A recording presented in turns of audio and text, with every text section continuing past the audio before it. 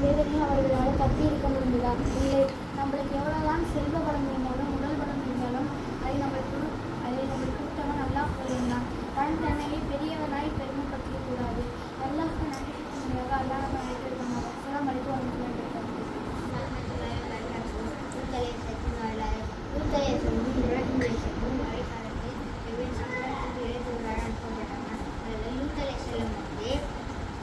சதுர்பாயின் மக்களை நல்வழிப்படுத்த அனுபவித்தாங்க. அந்த மக்கள் செய்த குற்றத்தை தான் பிரச்சாரம் செய்தார். அந்த மக்களிடம் இருந்து வந்த கெட்ட பழக்கங்களில் முதன்மையானது ஓய்வு சேர்க்கை. அதை எதிர்த்து லூத் அலைஹிஸ்ஸலாம் கடுமையாக போராடினார். வேகமாக பிரச்சாரம் மேற்கொண்டார்.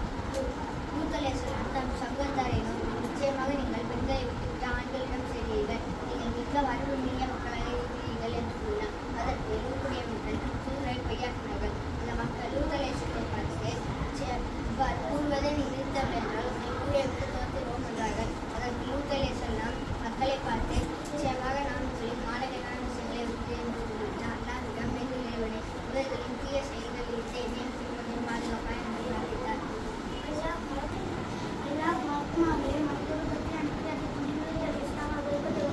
ஆனாலும் ஊர் மக்கள் மனித ரூபத்தில் இருந்த வளர்க்குமாரையும் தவறான காரியத்தை காட்டி சொன்னனர். அந்நாள் லூத் அலைஹிஸ்ஸலாம் மிகவும் வருந்தினார்கள். லூத் அலைஹிஸ்ஸலாம் அவர்கள் மூன்று மனக்குமா பண்ணினார்கள். பின்னர் கவலை கொள்ள வேண்டாம் என்றார்கள். இரவில் ஒரு சிறு பகுதி உங்கள் குடும்பத்தை அழைத்து சென்று ஊரை விட்டு வெளியேறுங்கள். உங்கள் மனைவியை விட்டு வீட்டு போயுங்கள். ஏனென்றால் அப்படி இடையில்லாமல் பிரார்த்தித்தார்கள்.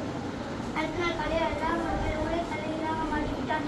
இடி முழக்கத்தோடு வானிலிருந்து சுடப்பட்ட நெருப்புகளை மழைப்படுத்தி வைத்தான். வானவர்கள் சொன்னது போல் அல்லாஹ் அவர்கள் மீது வேதனை இறக்கி அந்த ஊர் மக்களை அழித்திருக்கிறான். இப்பொழுது அதை பார்க்கும்படி அத்தாஷ் அல்லாஹ் விட்டு வைத்துள்ளான்.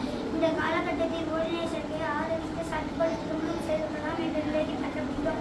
அந்த சமுதாயம் ஆழம் செய்த குற்ற மனநிலை இன்றோடைய தொடர்கிறது. காரணம் மக்களிடையே சரியான கல்வியும் பின்பும் சென்றடைவதுதான்.